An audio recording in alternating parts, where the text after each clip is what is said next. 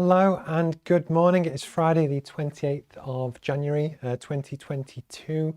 I must admit, I've been doing these for almost a year now. It's incredible actually how much time flies and how things change and everything we're kind of up to. If we don't know each other, my name is Steve Pugh, and every Friday morning I do a bit of a live stream where basically I talk through interesting topics of the week, often business or entrepreneurship kind of related stuff that kind of comes up. And then I also kind of do a little bit just about my journey, what I've done and how that kind of works, purely because you get so many people out there who talk the talk on Instagram or YouTube or whatever, LinkedIn, where they talk about growing and scaling the business and what you're meant to do and how it works, but they don't actually do it themselves. So one of the things I'm always really keen to do is that I kind of talk about interesting topics, and this is genuinely live. So thank you for, good morning, Mike. Good morning, Simon. If you comment on this, and Mike, I still want to really get you on the podcast to kind of celebrate what you're doing, and we'll get that sorted, is actually just do it in a way which is live, it's interactive. And actually, Mike, just whilst you're on, if you put a link to your kind of Just Giving page, but we'll do a whole proper session just kind of on you. So what I do every Friday morning, I talk about some interesting stuff, so create some content, but it is live and interactive. So if you comment, it does show up on screen. I will happily answer any questions and stuff that you've kind of got. But what I also do is prep 3 or 4 different kind of questions and things to talk about, which hopefully are of interest.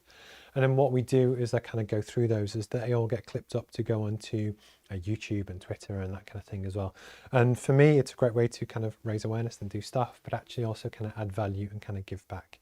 The main crux of everything I kind of do is all about something called the Roadmap MBA, which is a real world kind of business course. It's in 27 different countries now. So I shipped to Bulgaria last week, which is quite cool. And basically what we do is give you the complete roadmap on how to grow your business or career, with the whole point of actually, I talked about it last week, in most businesses, especially smaller businesses, you're often asked to wear multiple hats. So you might be the manager, the boss, the MD, but you also probably have to do some HR, some sales, some management, the business strategy. How do you actually differentiate what you do? The marketing, how do you tell people, how do you understand the customer? And I'd never actually seen anyone bring all of that stuff together into one place and show how they can all kind of be used together to make themselves better. But actually, that's kind of what I've done with the roadmap. If you're interested, you can check it out. It's roadmapmba.com. And we do a big kind of community thing as well. So even if you can't afford a course, still get in touch and we'll send you one for free as well. No, but thank you for the comments. Mike, if you don't know him, check out the link. Doing a really, really brilliant cause, which we're going to do a whole proper podcast about and share his story, and not just the fundraising bit, but also his PT business and his backstory as well, which is kind of super cool. Okay, so one of the things I'm going to talk about today is that I like to talk about stuff that's happened through the week, and it's all real kind of live stuff that actually hopefully is of interest. As my day job, so yes, I do the roadmap stuff, but I also, as a management consultant, get paid to kind of grow and turn around businesses. And actually, one of them that I work with is an offshore energy business based out of Catterick. There was a chap that reached out to me about the roadmap, and we got talking, and he finished university in January, I think maybe November, but recently. And he basically, he asked, are there any jobs going? And it turns out there are, and we made an offer yesterday. And what I really wanted to kind of talk about is the power of social networking, LinkedIn, and basically putting yourself out there and not being afraid to ask and talk to people and do that kind of thing. Because for this particular guy, hopefully we've landed him a really, really good job, which wasn't necessarily on the market. We've met him a few times, really help his career and help him kind of build into renewable energy and that kind of background. But it happened through actually a conversation on LinkedIn. And then from meeting him and talking to him and that kind of thing, it turns out that his partner was also looking for a job, and we might have sorted her out too. And it's just that magic of stuff that can happen when you kind of put yourself out there and create something, and not be afraid to kind of talk to people online. That often, people talk about like manifestations of when you kind of put your dreams and ambitions out there. But actually, it can kind of work. And it was just something that happened this week that I thought was quite cool, that I thought I would just mention. Good morning, Matt. I like these lives, but I'd like to understand more about you. So what shirt collar size are you, and where do you see yourself in 5 years with the roadmap? So Matt, I wear a 16 or a 16 and a half. Basically, I don't like it too tight, and I never do my top button anyway. I get them generally from TM Lewin because I get a 36-inch sleeve length. Although ironically, and I always have, I roll my sleeves up, so sleeve length doesn't really matter. Where do I see myself in 5 years' time? At the moment, a majority of my money comes from consultancy stuff, which I get kind of paid to do. I'd love to almost be self-sustainable with the roadmap, but the big thing is actually having more kind of community impact. So we're doing a lot of stuff and we've got a lot of irons in the fire to help people that wouldn't otherwise have access to business education. Speaking to some friends and clients in America, which is kind of quite cool. And it's just building it and just seeing what happens. I don't mind. It's not a financial goal and what I'm trying to chase, but it's actually just trying to prove myself and kind of get that out there. But I appreciate the comment. And that's actually, Matt, the first time anyone's ever commented from the company page, which is quite cool. A while back, I set a completely separate machine. So I have an iMac there, which runs my mainstream, which is what most people see.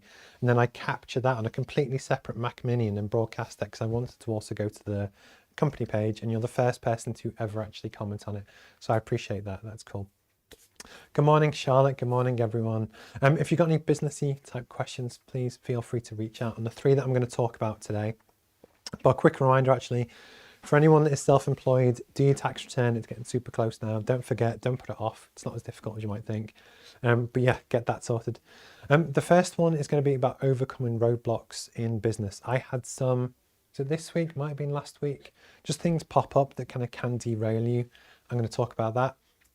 I'm going to talk about something called pretty privilege, which is actually about how your personal brand and how good looking people, rightly or wrongly, do kind of get advantages in the world. I'm going to talk about that and get your feedback on that.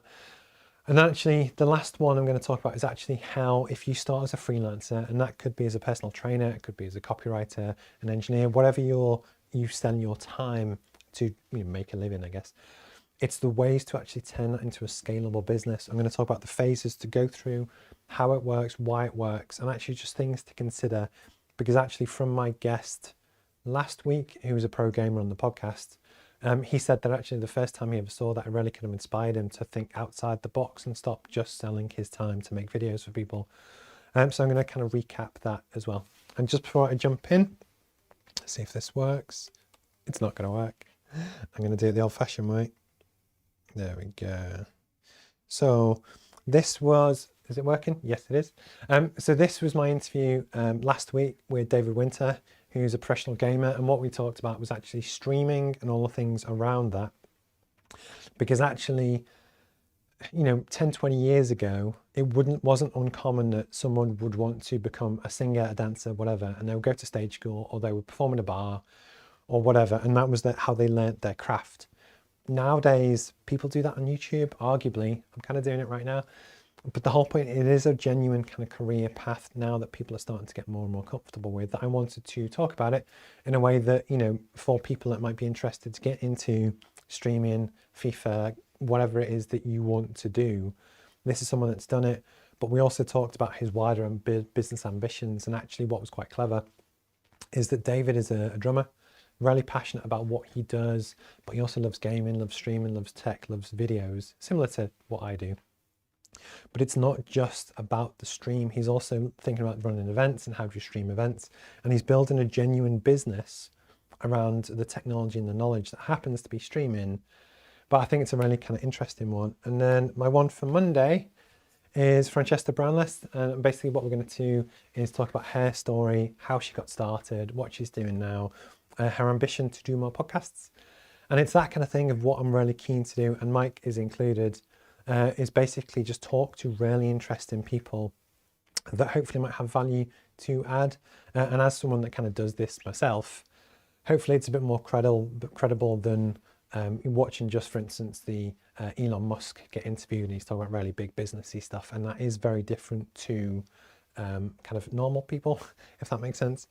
But yes, I'm doing that one on Monday, and please, if you want to join us, it'd be awesome if you do. Okay, so I'm going to put this back full screen. Will that disappear? It will. So I'm just going to get a quick drink.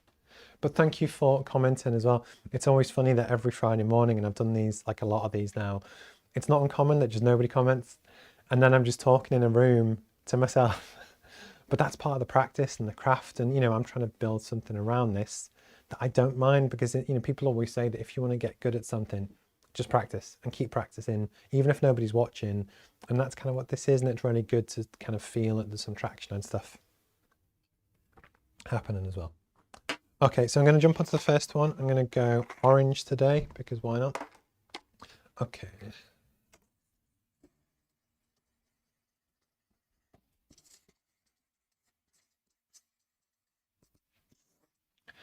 So in all of our kind of businesses and careers, there's always a point where essentially we've got a dream and ambition and what we want to get to, but things can happen, things can kind of trip you up. Maybe your employment ends or you have like an illness or something just comes up that you don't expect. And one of the things that I find quite interesting today is that we all have essentially right now, so what is it? It's Friday the 28th of January and it's 9:08. So as of right now, most of us have a plan for the future about what we want to do and how we want to kind of get there. It could be Mike, it could be me, it could be Charlotte, it could be anyone that has dreams and ambitions. Then what often happens is that you have a dream and you want to get to the goal, whatever the kind of goal is. And we have all seen the classic kind of graphics and stuff where the path to success isn't a straight line, it's pitfalls and that kind of thing. And one of the things that I wanted to kind of talk about, because actually it happened to me this week, was that most people have seen the kind of the standard roadmap MBA packs, and they come in quite cool envelopes, and there's a whole thing, and basically it's almost sent via mail around the world. But one of the things I really felt that there was an interest in is actually developing into the retail market, in particular the high-end kind of retail market. So one of the things I've developed is actually, it's a coffee table book. It's very hardcover. Hopefully it's quite a nice kind of thing. And one of the things that I wanted to do was try and sell it into John Lewis, Phoenix, different kind of bookstores, that kind of thing, with the idea being that because people are essentially buying a 12-month kind of business course and support, it is quite expensive, you know, relative to a lot of shop type stuff. Same price as you would pay online. But the idea is it was the prestige of actually being able to get it into stores, being able to go into Phoenix or Harrods or Selfridges to actually buy the roadmap. You'd still get all of the other stuff too, but it was that almost prestige marketing thing that I really wanted to get into. So as well as all my online stuff, I also wanted to get into retail. So what I'd done last year was develop the product, write the book, source the supplier, also made in Bulgaria, which actually were the best kind of suppliers I found. Got them back and actually started then doing my homework. Well, actually, who would I approach in different businesses? How do you get into John Lewis? How do you get into Phoenix? Chased down a lot of different avenues to approach people, didn't really hear back. And basically I found it was an organization that almost, it's like the Great British Pop-Up Shop. And they've been commissioned, or they have a gig with big department stores that basically they let out the space. So they almost do the filtering to find cool products that people might be interested in that help you get into those stores. So to get a pitch in John Lewis in London for a week, that kind of thing. So I applied, did all the application, put like my heart and soul into it. And actually that was going to be my route to hopefully at least start to get into retail. And then within 24 hours, it was just not interested, no feedback. Sorry, you just don't meet our brief. We're too busy to reply. So what it done was almost, the whole retail stream, which was going to be the revenue angles of the business, was kind of put on hold a little bit. And what's really interesting is that when these setbacks happen, and this could easily be you're a freelancer, you lose a client, you could be in a job and you find out that you get made redundant. And trust me, I've been there twice. And there's lots of different things that can happen that kind of set you back. What's really interesting though, it's always about how and where you put your focus. And then the other thing that I always try and do is actually have multiple irons in the fire. You never really want to have all your eggs in one basket, because if my entire business model was based around retail, I might not be making any money. So it's almost how you diversify the kind of business and what you're doing. Essentially what you're really looking at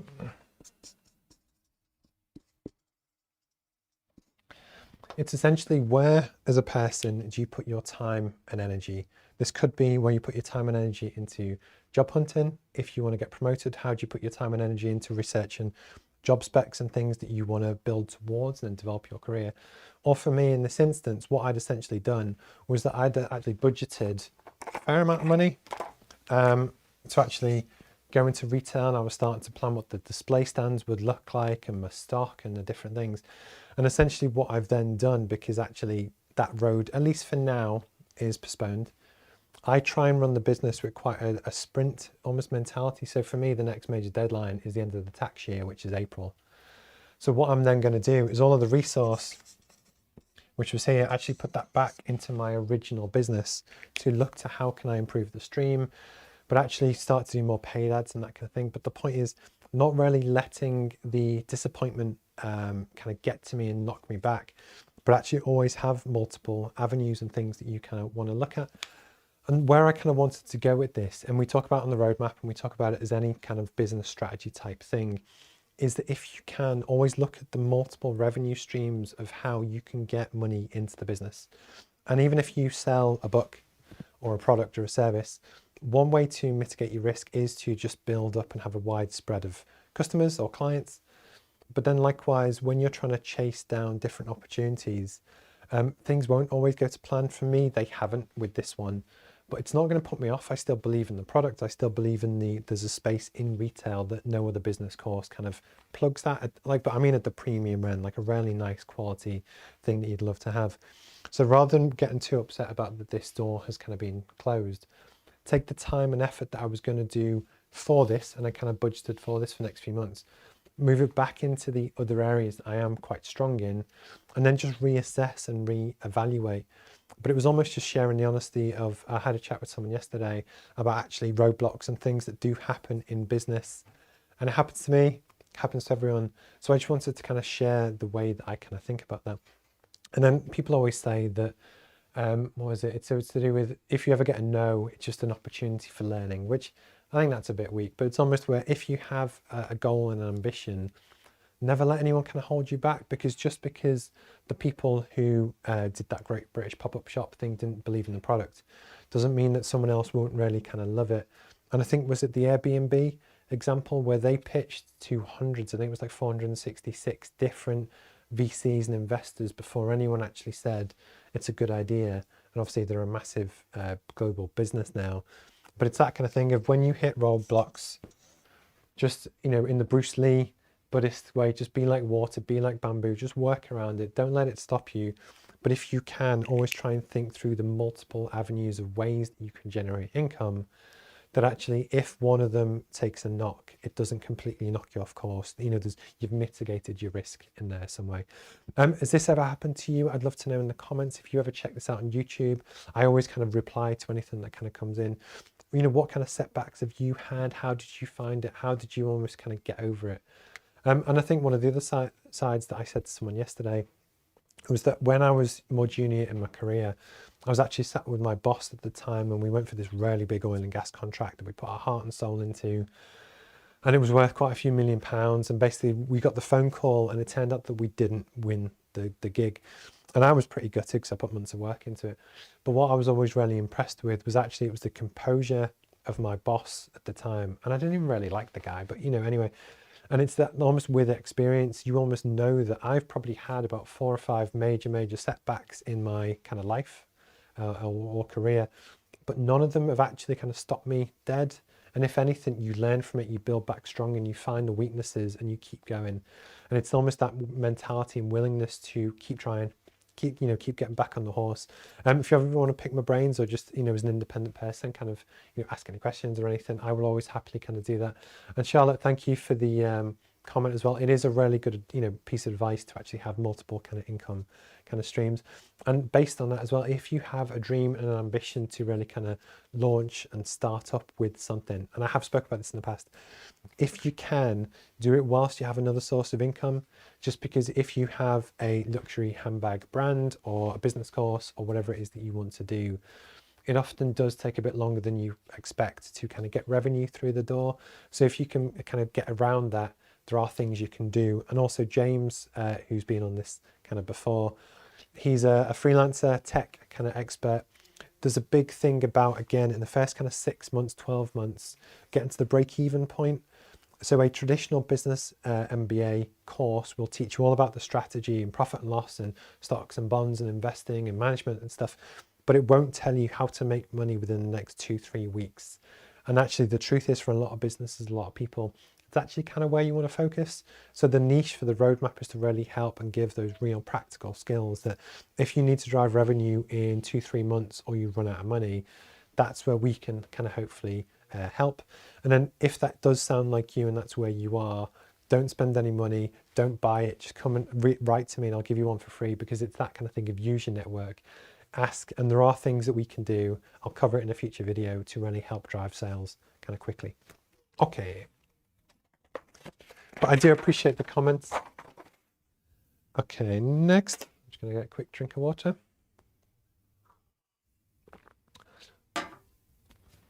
So for the next one, I'm just going to jump onto the comment. Hi, Charlotte. Yes, totally agree. Don't put all your eggs in one basket.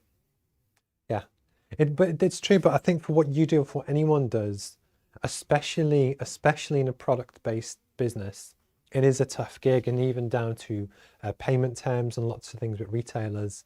And bigger companies do abuse their privilege. I'm a chartered mechanical engineer, but a lot of the people in the engineering world, the oil and gas world, although the contracts are quite high value, one of them, a major operator, pays on 120-day payment terms. And if you're trying to finance a £500,000, £2 million contract, but you're not going to get any cash for half a year, give or take, it's a fucking nightmare. And it's that kind of thing of where if you have, in the same way with the roadmap, this is my long-term thing that I'm looking to build, but I also mitigate that with the consultancy business, which pays me today, and I get paid every month. And it's that kind of cycle of how, one of the ways that I mitigate my risk, that actually that's what pays for all of this. But it's really kind of worth looking at. But I genuinely kind of appreciate the comment.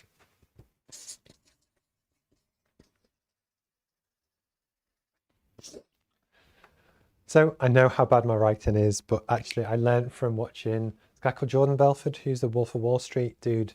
When he does his, I actually quite like him. You can't read a thing that he says, but when he talks you through it, it kind of makes sense. And I just go the same kind of thing, and it is what it is. So pretty privilege. This is a term which has popped up more and more recently. I saw one of my contacts, Thor Holt, post about this not long ago. And it was almost down to the point of, on CVs or on LinkedIn, should people be allowed to put their photograph up? Because inherently better looking people, and I must admit, it does happen more with girls, but it's true with boys and girls, get more, well, they get approached more, and basically, you know, they get perceived as being more talented and lots of different things. But I'm going to explain why that happens, and it's happened for all of time. And people are now saying, you know, to make things more fair, should we almost, in the same way that a CV should be anonymized when it goes through for job applications, just so there's no bias on ethnicity or that kind of thing. And should people kind of withhold photographs so that people can't judge them positively or negatively based on how they look? And for me, I think that's a bit too woke. That's a bit too far. It is what it is. As someone that's not particularly attractive, I'm not probably 6 out of 10, if that. But the point is, I know what it's like to work through that. Likewise, if you're really good looking, fuck it, use it. It doesn't matter. That's just something that I'm quite good at, problem solving and academic kind of stuff, and that's a talent that I have. I'm going to use that as much as I can get. Likewise, if you're good in other ways, use it. I kind of don't care about that. But one of the things I'm going to talk about, and this relates to personal brand and something called the ABCD model.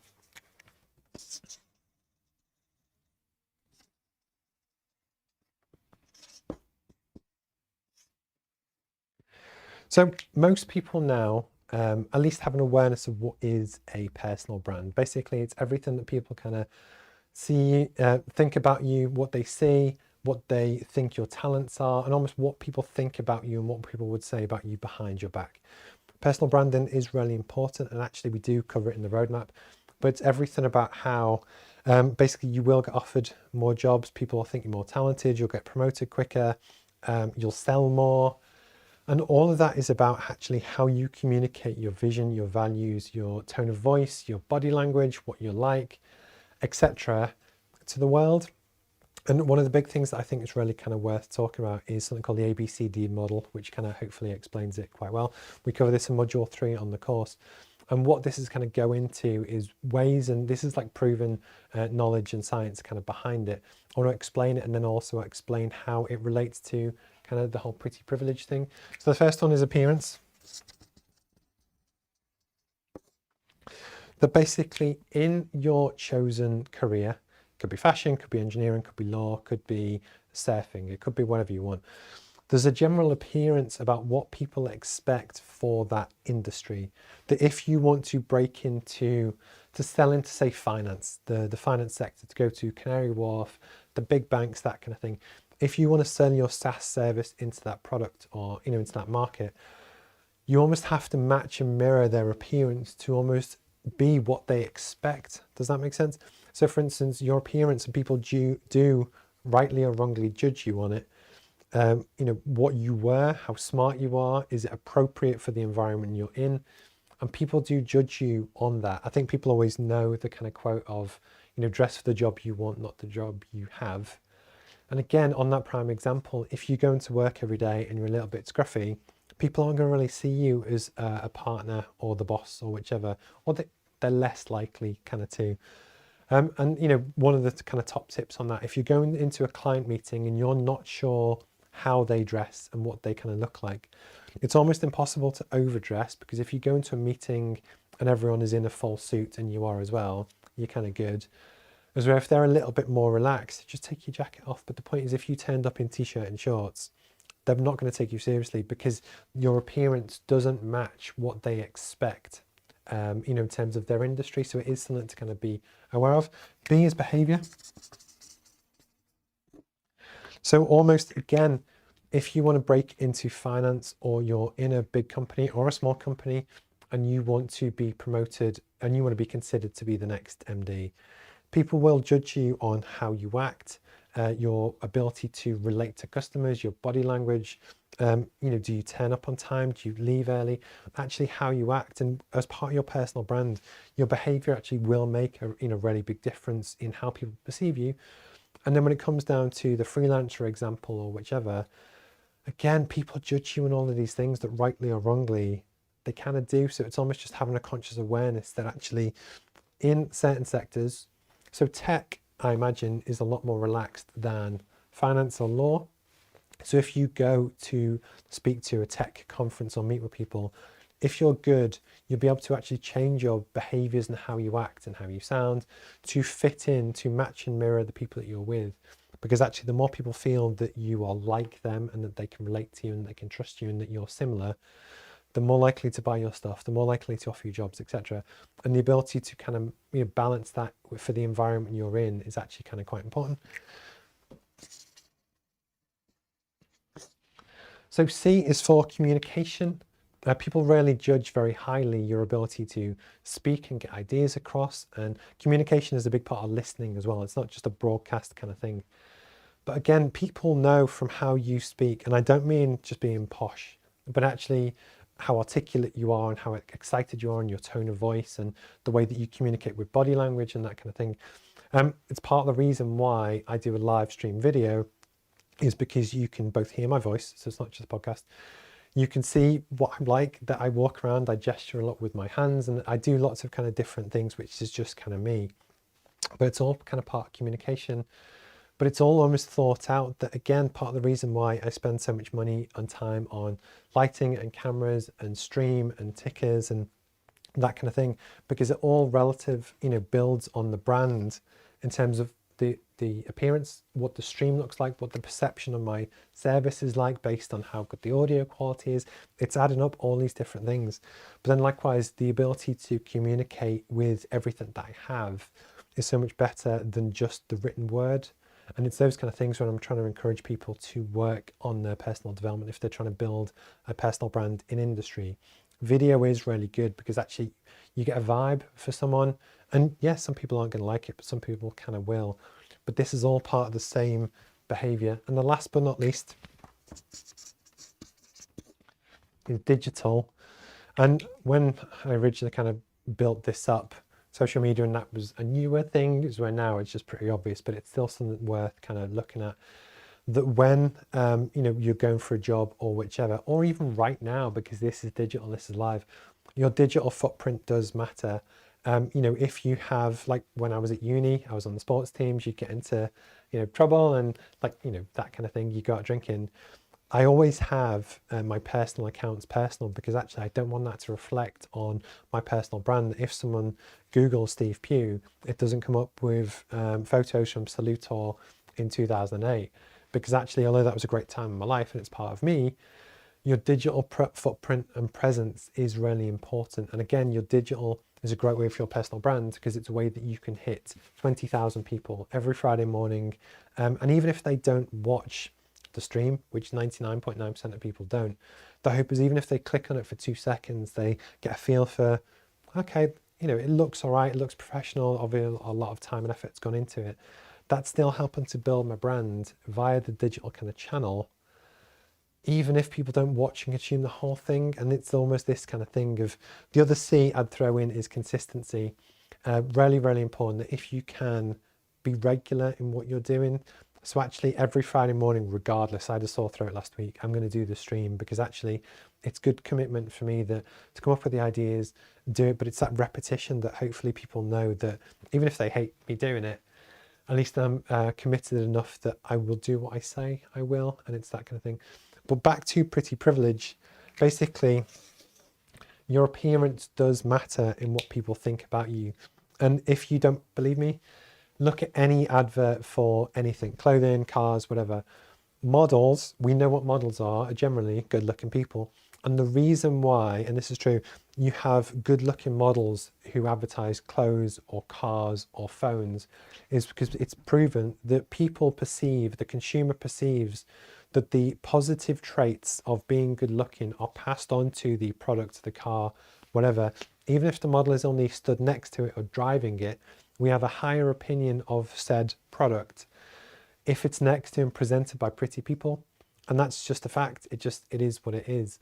There are things that you can do if, I'm a big fan of Queer Eye for the Straight Guy, the film, but actually you can work on your personal appearance. You can wash your hair, you can iron your clothes. There's a lot of things that you can do to, you know, basically match the appearance and behavior of what people expect. We might not all look like, you know, Kate Moss or whoever, but that's okay. But there are still things you can do, and rightly or wrongly, people do judge us on it, and it's that balance. In terms of pretty privilege, I don't think we should start blacking out people's photos. I don't think we should say that people can't do video, because where does it stop? You know, you can't balance so smart people can't write clever articles because it might upset people that aren't quite at that level. I think it's a bit silly, but it is a real thing. People are talking about it. People are campaigning for it. I think it's woke, kind of gone too far, but I would love to know your thoughts. Pretty privilege, have you ever found it positive or negative? And again, it goes multiple ways. That one of the things that really winds me up is when you see, you know, women and girls who post on social media, and the amount of comments you see in the feed from men that are either a little bit pervy or whatever. That doesn't happen the other way around, but it's not appropriate. It's not good for the workplace, but it happens and it shouldn't happen. And it's just, but as a man, I've never experienced it. So whilst I empathize, you know, I'd love to know your kind of thoughts. And if you ever want to come on the podcast and talk about it, that kind of thing, maybe with Charlotte or whoever in the future, it's definitely worth kind of thinking about. But yes, that was just my 2 cents on the topic. If you see this on YouTube, please kind of like and subscribe. We tend to talk about business and entrepreneurship type stuff. Cool. And I'm going to go on to my last one. I always find these quite funny because what we're on 9:31, because these are live and I do them every week. It is still me stood in the room talking for half an hour non-stop, that you do get a dry mouth. It is one of those things, but actually I kind of enjoyed doing it.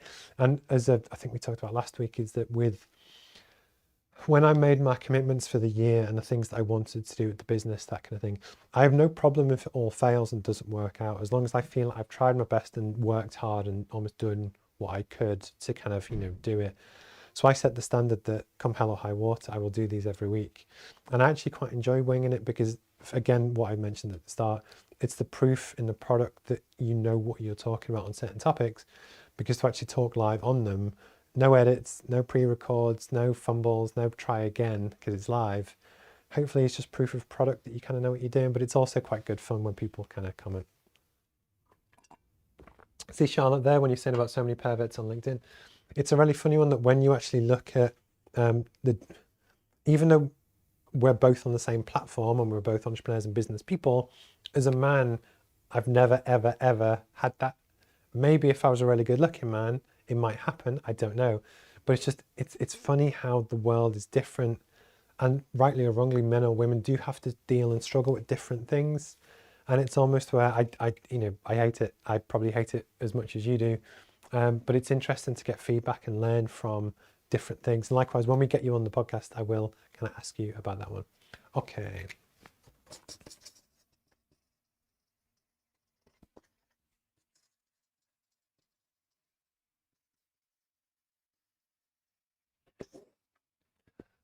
Okay, so for my last kind of bit this week is a topic that came up when I was interviewing David Winter, who's the pro gamer, and he actually said that when he saw it first time round, he thought it was really interesting because actually he hadn't thought of it before.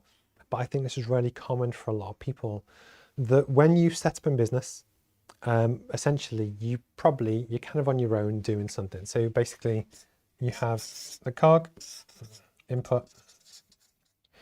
So basically the amount of input and effort that you put in into the machine, which is you selling your time to do copywriting or marketing or business strategy or whatever, essentially leads to an output. And what happens with a lot of people, especially when you kind of first start out, and exactly that happened for me, was that you have a product or service that you want to sell and you want to go out and basically earn enough money to live off, and that's kind of cool. But one of the issues that you have is that, certainly the longer you go to actually operate and trade and that kind of thing, it can be quite difficult that for me, and I won't comment because everyone else has different kind of situations and stuff. I like to know that every week or every day I'm building some inertia that actually tomorrow I won't have to work quite as hard as I did today and the next day, but I'm going to explain why that's important. And what I want to do almost with this kind of segment is just plant that little seed with you, just so you almost start to think about actually, how could I apply that? How could I do that? Because I promise it'll make a really big difference to kind of help just how you think about business maybe. And this is especially true for any business owner, anyone, but it kind of works. So for freelancers, where you basically sell your time for money, which is cool. When you start to build a brand or a business, it's slightly different.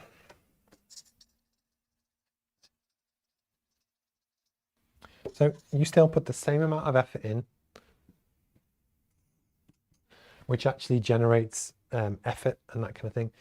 But the more effort you kind of put in over time, you can actually start to build bigger cogs, which actually form the basis of your business. So in this example, I'm going to start really small, and then I'm going to talk about different types of investments and how that can kind of work. So imagine that you are a copywriter. I don't know why I always keep going back to copywriting. I think I just know a lot of people. That you might work 40 hours a week. So actually, if you kind of put 40 hours in, you get paid, I don't know, 20 quid an hour, you get a certain amount of money out. As a business owner, one of the things to start to consider, but this is also true at brands and different things, you might put the same 40 hours in, but actually if you can start to build a mechanism, a machine, and I'm going to talk about different things that you kind of can do, what you can then do is multiply your effort. So if you say had a business, a marketing business, and you actually started over time to have staff, your job might be to work 40 hours a week, go out, speak to customers and get the work in. But obviously you only have a capped amount of time, so you can't do all the work yourself. So actually, if you want to, you can actually start to bring in team members and staff that actually, I'm going to go 1, 2, 3, 4, 5. You don't need to employ staff, but this is just an idea. What you can then do is actually build a machine that you might win the work, but then you pass it to someone else who then does it for you and comes out. But the whole point is, if you invest back into your business, in that example, it's a way to actually multiply up your effort so that either for the same amount of effort you put in, you can get a much bigger return, which could be a 5x kind of return. And actually it's ways and things that you can do over time to kind of do that. Your personal brand is actually a really good way to think about it, that actually at the moment when you first start out, people might not know who you are. So you have to work really, really hard for anyone to hire you. But actually you get that first job done if you can do a case study on it, get some social proof there, which is almost evidence to what you do. And that in some ways is a way to invest in your machine that extra bit of social proof, that extra post is going to build more momentum. So the next time you try and sell to someone, they're going to be that convinced that little bit more. And there are different ways that you can almost invest in your processes. That it could be a new machine. It could be if you do a lot of video editing, then actually that machine's pretty fast, but that one's quite slow. Invest in a slightly faster computer, which means that you can actually output twice the number of videos, where actually then you can multiply your input by investing back in to actually help build your kind of machine. People kind of get that, and they understand that the main kind of idea of how you build a business, that it's a way to grow and scale, but actually there's a lot of management kind of things to look at. But there are ways to grow and scale a business, and there's some of the stuff that I'm looking to do, and I just wanted to kind of talk about, just to plant that seed with you, to kind of, share it. So one of the big things that anyone can do, everyone has some sort of knowledge. So no matter what your skill set or background is, you can start to build inertia in your brand or your entire business. So actually, when I kind of wrote this, it didn't happen overnight, but actually, hopefully it has value to people. But it's a way to scale this, that now I've actually done the hard work to create something that in theory I could sell 1,000,000 times, but I've done the hard bit to create the studio, create the audio equipment, the service, the product, that actually now I'm creating a much bigger machine that will generate a much greater output for my effort than I could ever have done if I was just on my own. And one example of that is actually, as a management consultant, if I go and do sales pitches in person one-to-one, in theory per hour, I could probably do one. Maybe on the phone, I could do maybe 5 if I kind of speak to people. If I learn to live stream, I can hit 20,000 people through the same amount of effort in what you kind of do. And the idea is it's just ways to actually kind of think about how you can add value to gradually build something. And this, again, could be a huge machine or it could be a tiny machine, but just adding a little bit of work and effort on your business gradually builds this over time, and it will keep building. And actually that'll hopefully give you great kind of fulfillment in what you're doing, that actually you feel like you're making progress. That yes, you still want to earn money and do stuff to kind of survive, but the feeling of kind of doing that is, arguably the bigger difference between building a business that essentially for a lot of people, they want to exit. Essentially, if you're a freelancer and you exit, essentially, as soon as you stop putting effort in, the machine stops. You arguably don't get anything out. If you can build a business and a brand that operates eventually without you, and again, some of the people on the course were kind of working this through, you can actually exit for a lot of money if that's something that you want to do based on the machine you kind of build. One of the things as a personal kind of point of view is you need to really know what the dream is before you start. And this happens a lot, and this happens to a lot of people, is that you could say want to build a business that generates a lot of money and you don't really care what it is as long as you kind of get paid. One of the issues, and this could be say a recruitment consultant, you might put in a ton of effort, build a business, build a team, but actually without you, the business doesn't work. It's your knowledge. You have to keep, there's a high turnover of staff. And basically what a lot happens with a lot of people is that they build a business and it's like a hamster wheel. It's going really fast and actually they might be doing quite well from it, but they're trapped and they can't escape because they're crucial to the business. So for instance, what I'm trying to do with the roadmap, and ironically I do enjoy it, so I don't want to exit, but the idea is it's build a machine that in theory multiplies the effort and will help me kind of get the output and the end result that I want, but without having to increase my risk or my inertia in a negative way. And a way that I kind of do that is that, for instance, when I first set up and I had version 1 of the course, I originally wrote it on, basically it was Microsoft Word, I output it as a PDF and it was fine. I just send it to people and it kind of worked. Then when I kind of did the proper version 1, actually had the book made, I put a hell of a lot of time and effort into creating the book, did all the layout on InDesign myself, and then actually created the product, sent it to people and got the feedback. And that was really good to kind of help launch the product. But what was interesting was that then when I started to generate cash, I could either exit the cash and spend it on stuff, or I can reinvest the cash to build a bigger, better machine. And how and what I chose to do was actually to invest in my brand. So all the stuff that you can see on the book, on the website, on the course, everything costs money, but actually you only have to spend it once. So although I went to a company that are very good, but also quite expensive, that was quite cash intensive for the end of year one. But in year two, and realistically for probably the next 5 years, that's money that I don't have to spend again. So what I'm then doing is building the business, building the brand, but without it like handcuffing me in, that I'm not trapped to it, if that makes sense. Some of the other stuff that I'm doing is to do with, I give away a lot of free courses, and it's about Trustpilot reviews, that kind of thing. At the moment, we're hopefully about to sign off my new website, which again, we're going for a really high-end kind of Netflix level kind of service. And it was expensive, but again, I'm building the machine that I'm not tied into, that actually in theory online, we could give access to stuff 24 hours a day with a really good user experience, which is a really kind of good price, and it's a really good service. But I'm not having to work harder to get more output. And it's just the mindset about actually there are things that you can do, and this is true for Charlotte's business or my business or Mike's or whoever's. There are always things that we can do to increase our output and what we get from our business if we want to, but the trick is to know what you want. So for instance, for me, I joke with people that I would love to work 4 days a month. I would do my streams, do my classroom sessions, travel the world and kind of speak to people and speak at conferences. And that's, you know, I want to be a British kind of Simon Sinek. That's what I really kind of want to do with the world. And yeah, I don't want to be doing, you know, crazy hour weeks every week for the next 50 years. So I'm purposely building a machine which will hopefully allow me to pay for everything I want to do, but without killing me, if that makes sense. Is where if I went a different route, say with the management consultancy firm, if my plan was to just keep winning more work and keep adding more bodies to then in theory bill more, without me, the machine stops, and therefore it's much harder to make an exit. And actually you could very easily get trapped doing stuff you don't want to do, managing people that don't want to be there. You've got employment problems, and then you're not really living the life that you want. But you can control that based on actually knowing what it is that you want to achieve. And then we build the business to help you do that, as opposed to just building any business, which might make money, but will never actually give you what you want. And it was just something that I wanted to kind of talk about. And then the other thing which I will kind of mention is about planting seeds.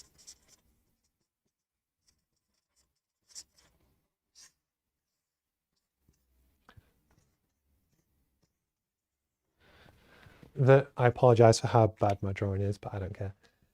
What's also really important is to know what your goal is. It was on the previous piece of paper. I kind of know where I want to be, and I know the steps that will take me to kind of get there. And actually what's really, really important is actually to plant the seeds of what you want to do. Start to just invest, even if it's tiny little bits of 10 minutes a day, into building your brands, doing your social media, speaking to customers, but really always feel like you're really kind of working towards building this, as opposed to not building this and getting trapped.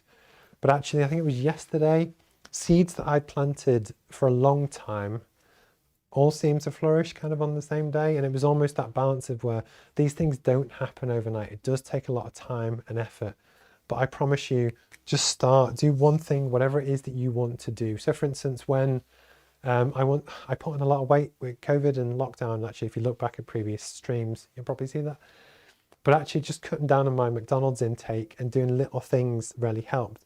That actually now I'm getting towards the end goal of where I kind of wanted to be.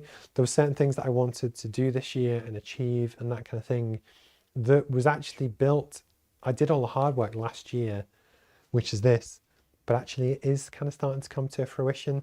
And, you know, I guess it's just making a point that although it does take a long time to actually build a brand and build a business in a way that will build you what you want, I promise you, if you do kind of put the time and effort in and you stick at it, that kind of thing, and hopefully if you've got the roadmap to do it, it might help, but it does kind of pay off in time.